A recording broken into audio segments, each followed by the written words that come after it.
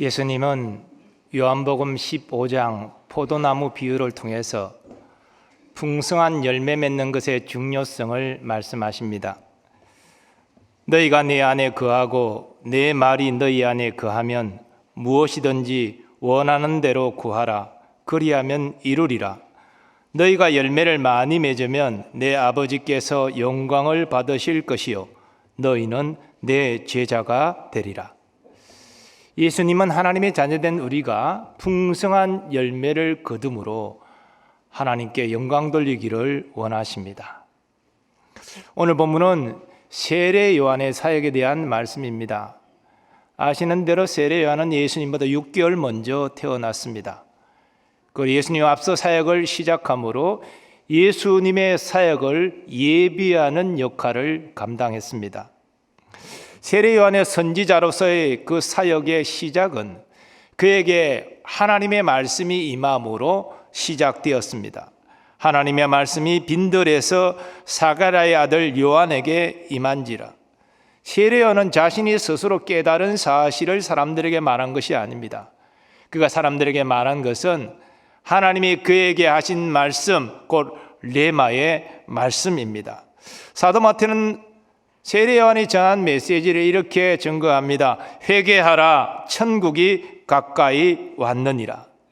세례 요한은 자신의 이 메시지를 듣고 회개하는 사람에게 제사함을 얻게 하는 세례를 베풀므로 예수님의 공생의 사역을 준비하였습니다.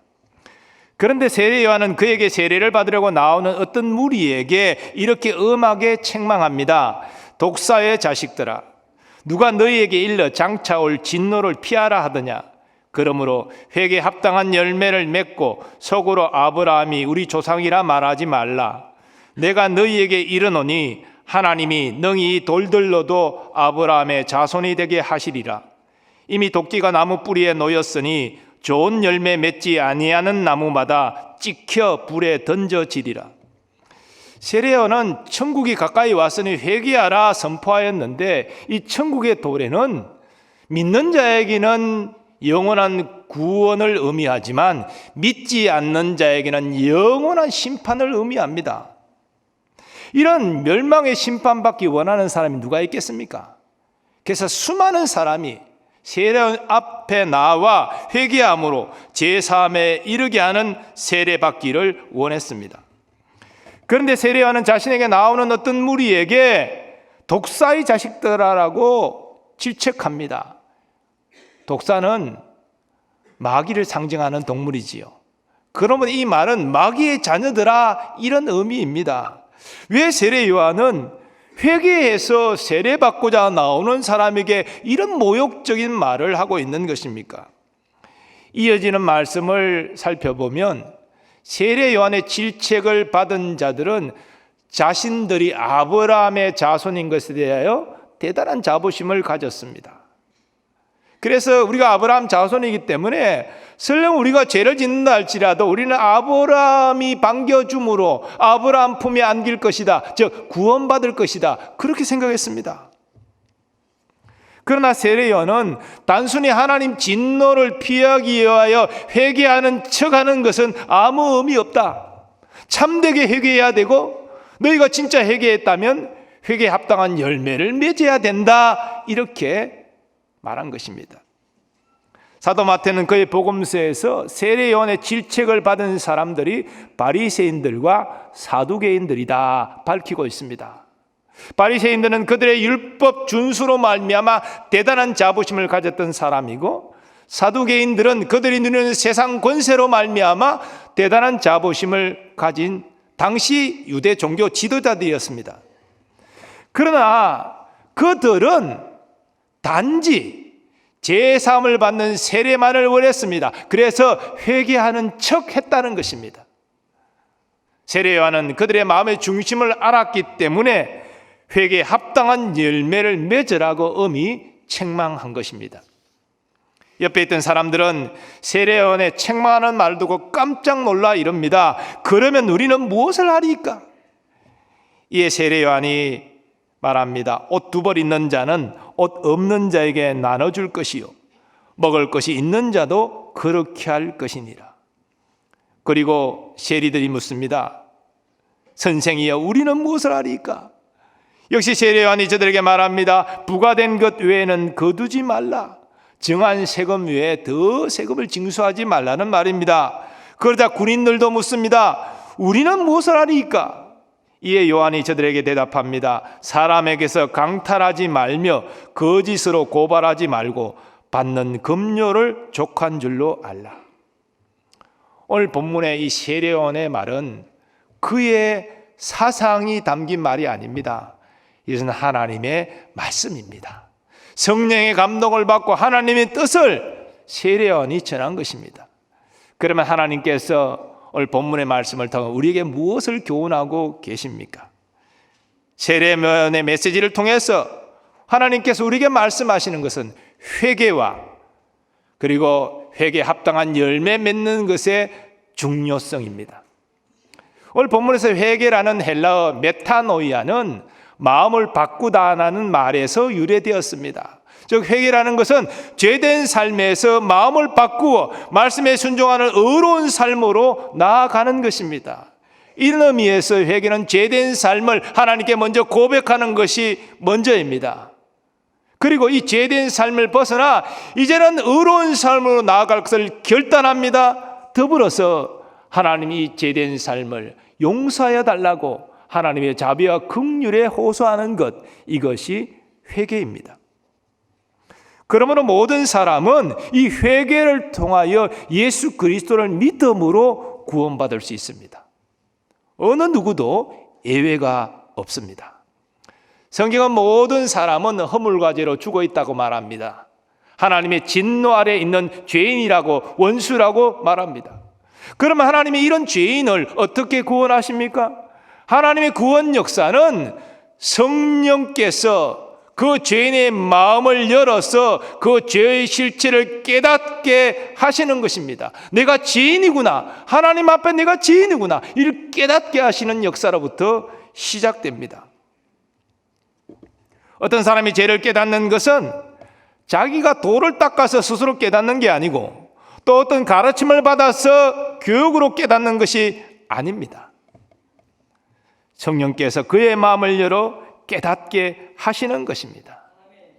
물론 이를 위해서 누군가가 복음을 전할 수 있겠고, 또 설교를 할 수 있겠고, 그리고 그가 어떤 성경 구절의 도움을 얻을 수도 있습니다. 하지만 복음 전도가 그로 하여금 죄인됨을 깨닫게 하지 않습니다. 또 설교가 그로 하여금 죄를 깨닫게 하는 것이 아닙니다. 성경 구절 자체가 죄를 깨닫게 하시는 것이 아니라 그 모든 것은 도구이고, 죄를 깨닫게 하시는 것은 하나님의 역사인 줄 믿습니다. 하나님의 능력 아니고선 죄인이 죄를 깨달을 수 없습니다. 회개에 이를 수도 없는 것이지요. 그리고 이렇게 성령의 역사로 자신의 죄인됨을 깨닫고 회개할 때에 역시 성령의 역사로 예수님을 구주로 믿고 구원받을 수 있는 것입니다. 사도 바울은 3차 전도여행을 마치고 예루살렘으로 가면서 밀레도로 에베소 교회 장로들을 청합니다. 그러면서 자신이 사역한 것을 요약하여 말하면서 그들에게 에베소 교회를 당부합니다. 근데 이 사도 바울의 말 가운데 그의 복음 사역의 핵심이 담겨져 있는 말씀이 나오는데 이런 것입니다. 유대인과 헬라인들에게 하나님께 대한 회개와 우리 주 예수 그리스도에 대한 믿음을 증언한 것이라. 쉽게 말하면 너희가 하나님 앞에 죄인이므로 하나님 앞에 회개하라, 이렇게 요청했다는 것입니다. 두 번째로 너희가 구원받는 것은 오직 주 예수 그리스도를 믿는 것이다. 주 예수를 믿으라. 회개와 예수님에 대한 믿음, 두 가지를 선언했다는 것입니다. 이처럼 하나님께 대한 회개와 주 예수 그리스도에 대한 믿음은 분리될 수 없는 구원을 위한 한 짝입니다. 그래서 과거 청교도들은 이 하나님 앞에 회개하여 예수 그리스도 구주로 믿음으로 구원받는 것을 회심했다라고 표현했습니다. 정말 진실로 자신의 죄인됨을 깨닫고 회개하고 유일한 구주 예수 그리스도를 믿어 구원받았을 때 당신은 회심하였습니다, 이렇게 얘기한 것이죠. 저도 그런 의미에서 여러분에게 묻겠습니다. 여러분은 회심하셨습니까? 자, 이것을 왜 제가 강조하느냐 하면 오늘날 회개하지 않고 예수를 믿는 사람들이 있다는 것입니다. 그들은 이 땅에서 부귀영화를 누리게 할 성공시켜줄 도우미로서의 예수를 믿습니다. 이 땅에서 윤리도덕적인 고상한 삶을 살아갈 인도자로서의 예수를 믿습니다. 사회 정의를 실현시켜 주실 예수를 믿습니다. 그러나 그것은 믿음의 핵심이 아닙니다. 우리를 죄에서 구원하실 하나님의 독생자 예수 그리스도를 믿는 것이 믿음의 핵심인 것이지요. 회개 없는 믿음은 다 가짜입니다. 이것은 회심하지 못한 것입니다. 다시 묻겠습니다. 여러분은 회심하셨습니까? 우리는 예수 그리스도를 믿음으로 구원받습니다. 그러나 그 앞에 하나님 앞에 죄인됨을 회개하는 것이 먼저라는 것입니다. 그런데 구원받기 위한 이 회개와 더불어서 구원받은 이후에도 회개가 필요합니다. 하나님의 자녀가 되고 나서 회개하는 것은 다시 구원받기 위한 것은 아니지요. 하지만 우리가 범죄함으로 하나님과 서먹한 관계가 되었을 때 이 관계를 회복하기 위하여 우리는 죄사함이 필요하고 회개가 필요합니다. 칼빈은 그의 저서 기독교 강요에서 신자는 매일 중생해야 된다라는 말을 합니다. 사실은 엄밀하게 교리적으로 중생은 예수 믿는 순간 중생하는 것이고 이 일생 유지되는 것입니다. 그런데 그 유명한 칼빈이 매일 신자가 중생한다라고 말했는데 그때 중생의 의미는 구원을 위한 중생이 아니고 구원받은 이후에 범죄한 것에 대해서 회개함으로 하나님의 사랑의 관계를 매일매일 회복해야 된다는 의미에서 중생입니다. 우리는 구원받아도 우리 안에 죄성이 여전히 남아있기 때문에 매일매일 하나님 말씀대로 살지 못하고 범죄합니다. 그럼 우리는 매일매일 회개가 필요합니다. 회개함으로 하나님과의 관계를 사랑의 관계로 회복할 필요성이 매일매일 제기된다는 것이지요. 그런 의미에서 칼빈은 신자는 매일 중생해야 된다라고 말했던 것입니다. 사도 요한은 이와 관련하여 성령의 감동을 입고 말합니다. 만일 우리가 죄가 없다고 말하면 스스로 속이고 또 진리가 우리 속에 있지 아니할 것이요 만일 우리가 우리 죄를 자백하면 그는 미쁘시고 의로우사 우리 죄를 사하시며 우리를 모든 불의에서 깨끗하게 하실 것이요 아멘. 사랑하는 여러분, 죄 짓지 않는 인생 없습니다. 한 사람도 없습니다. 하나님 마음에 합했던 다윗도 범죄했습니다. 간음죄, 살인죄 지었습니다. 그러나 하나님께서 나단 선지자를 보내 말씀하실 때 깨닫고 진실로 통곡하며 회개했습니다. 그래서 하나님의 용서를 받았습니다. 다윗은 그 용서를 경험하고 이렇게 고백합니다. 내가 이르기를 내 허물을 여호와께 자복하리라 하고 주께 내 죄를 아뢰고 내 죄악을 숨기지 아니하였더니 곧 주께서 내 죄악을 사하셨나이다. 물론 그렇다고 범죄한 다윗이 죄값을 치르지 않은 것은 아닙니다. 우리는 죄값을 그냥 안 치르고 싶어 해요. 그러나 그렇지 않습니다.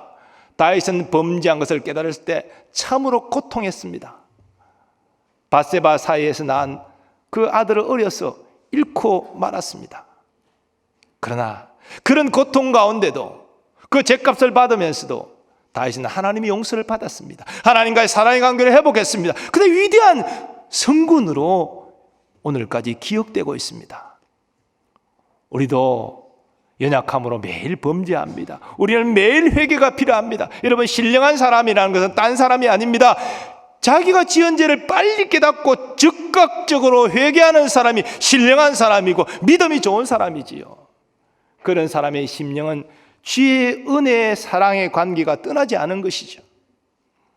하나님이 깨닫게 하실 때에 민감하게 깨닫고 빨리 회개함으로 하나님과의 사랑의 관계를 늘 유지하는 여러분 되시기를 축복합니다. 자, 그런데 하나님은 이 회개가 전부가 아니라고 말씀하십니다. 회개했다면 이제 회개에 합당한 열매를 맺어야 한다고 말씀하십니다. 우리가 하나님의 자녀로서 회개하여 용서받고 참 마음의 평안이 임하고 하나님의 사랑을 느끼고 참 감사하죠. 기쁘죠. 자, 그랬는데 그 감사 기쁨의 마음을 가지고 또 하나님이 가슴 아파하는 범죄를 저지르는 것에 발이 빨리 움직인다면 이게 되겠습니까? 감사하는 사람이 돌아서자마자 또 죄를 저지르고 그러면 안 될 거 아닙니까? 그래서 회개했다면, 용서를 받았다면 이제는 말씀대로 살아가고자 몸부림쳐야 된다는 것입니다. 회개했다면 회개에 합당한 열매를 맺어야 한다는 것이지요. 그러면 회개에 합당한 열매를 맺는 삶이란 어떤 것입니까? 오늘 본문에서 하나님께서는 세례 요한을 통하여 이것을 말씀하시는데, 한마디로 말하면 하나님의 뜻대로 사는 것이고 이웃과의 관계에서 이웃을 내 몸과 같이 사랑하는 삶입니다. 오늘 하나님께서는 세례 요한의 메시지를 통하여 회개에 합당한 열매 맺는 삶을 세 가지로 말씀하십니다. 첫 번째로 하나님께서는 이웃과 나누며 살라 말씀하십니다. 오늘 세례 요한의 말은 말씀드린 대로 그의 사상이 아닙니다. 하나님의 말씀입니다.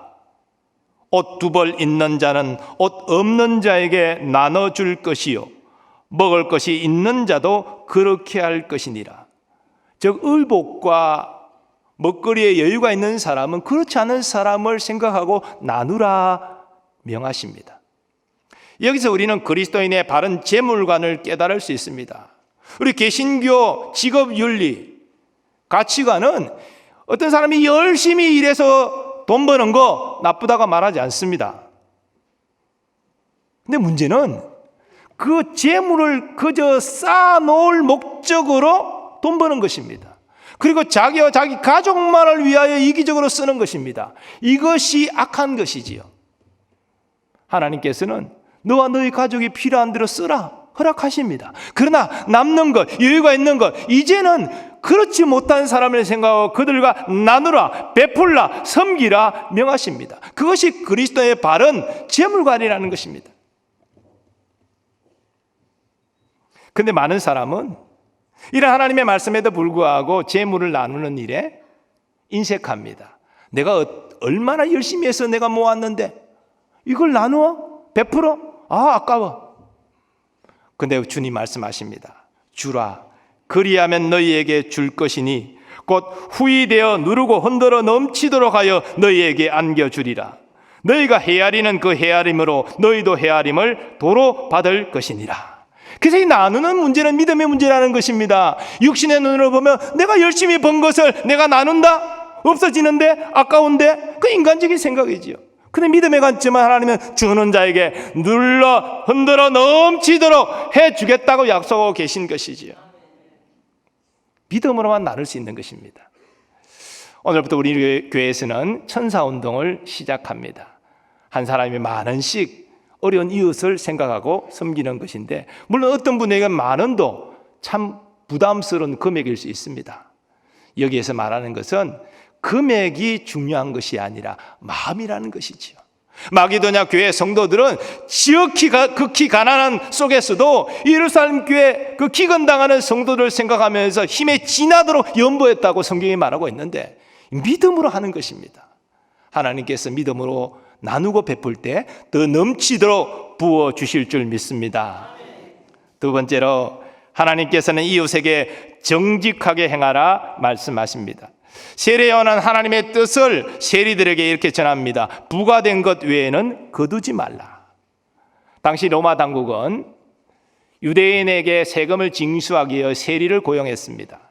그런데 문제는 이 세리들이 로마 당국이 정한 세금만 징수한 것이 아니라 더 이상 징수해서 자기 개인적으로 착복했다는 것입니다. 그래서 유대인들의 세리들을 미워했습니다. 청기와 동급으로 취급했습니다.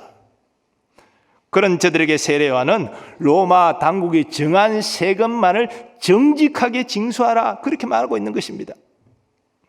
우리는 예수님을 만나 변화된 세리장 삭개오를 통해서 이 정직한 삶의 가치를 깨달을 수 있습니다. 삭개오도 세리장이기 때문에 아마 더 많은 세금을 거두어서 착복했을 것입니다. 그래서 이 삭개오는 부자라고 성경이 증거하고 있지 않습니까?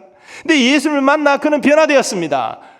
그는 이렇게 고백합니다. 주여 보시옵소서, 내 소유의 절반을 가난한 자들에게 주겠사오며 만일 누구의 것을 속여 빼앗은 일이 있으면 내 갑절이나 갚겠나이다.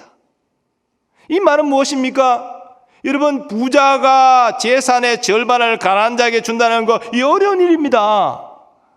속여 빼앗은 일이 있으면 내 갑절을 갚겠다는 말은 이제는 정직하게 정한 세금만 징수하겠다는 말이 아닙니까? 변화된 삭개오는 이렇게 이웃에게 정직하게 행할 결단합니다. 그래서 막혔던 이웃과의 관계를 회복하게 되지요. 하나님께서는 우리에게도 이웃에게 정직하게 행하기를 원하십니다.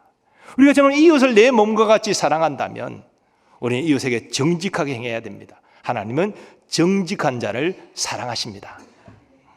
세 번째, 하나님께서는 이웃의 것을 탐하지 말라 말씀하십니다. 세례요한은 군인들에게 하나님의 뜻을 전합니다. 사람에게서 강탈하지 말며 거짓으로 고발하지 말고 받는 급료를 족한 줄로 알라. 세례요한은 두 가지 군인에게 금지사항을 말하는데요.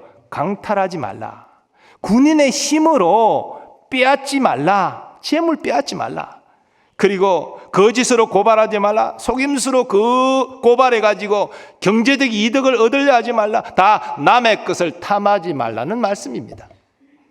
그리고 받은 급료로 족한 줄 알라, 그렇게 말합니다. 자족하는 삶을 이야기하고 있습니다.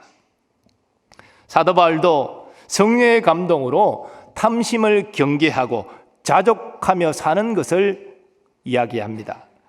우리가 세상에 아무것도 가지고 온 것이 없음에 또한 아무것도 가지고 가지 못하리니 우리가 먹을 것과 입을 것이 있은즉 족한 줄로 알 것이니라.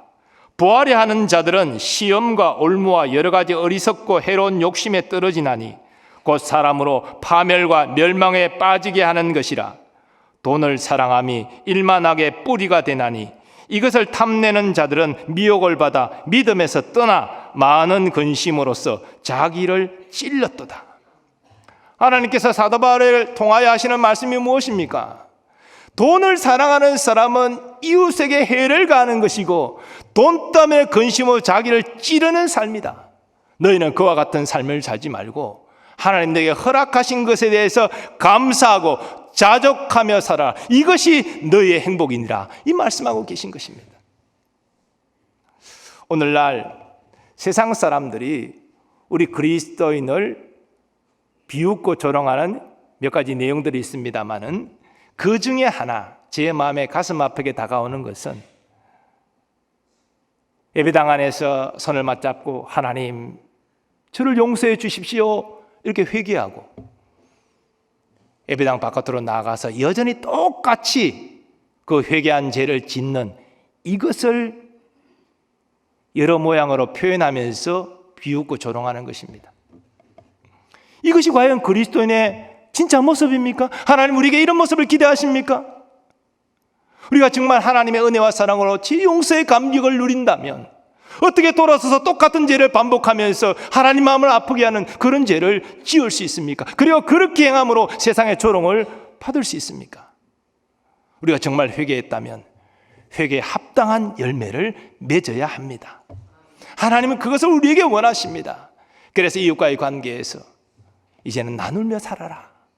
정직하게 이웃에게 행하라. 이웃의 것을 탐하지 말고 네게 있는 것으로 자족하며 감사하며 살아라. 하나님께서는 오늘 우리에게 말씀하십니다. 예수님은 이러한 우리의 삶을 빛된 삶으로 또 착한 행실로 말씀하셨습니다. 이같이 너의 빛이 사람 앞에 비치게 하여 그들로 너의 착한 행실을 보고 하늘에 계신 너의 아버지께 영광을 돌리게 하라. 오늘 하나님께서 우리에게 원하십니다. 이 착한 행실을 통하여 나에게 영광을 돌려라. 내 이웃에게 기쁨을 주어라. 그리고 이런 삶이 너에게 진짜 행복이 임하는 하나님의 역사가 나타날 것이다. 사랑하는 여러분, 회개에 합당한 열매를 맺음으로 하나님을 기쁘시게 하시기 바랍니다. 이웃에게도 유익을 줄 수 있는 축복의 통로 되시기 바라고 무엇보다 여러분에게 참 만족과 행복이 임하시기를 예수님의 이름으로 축원합니다.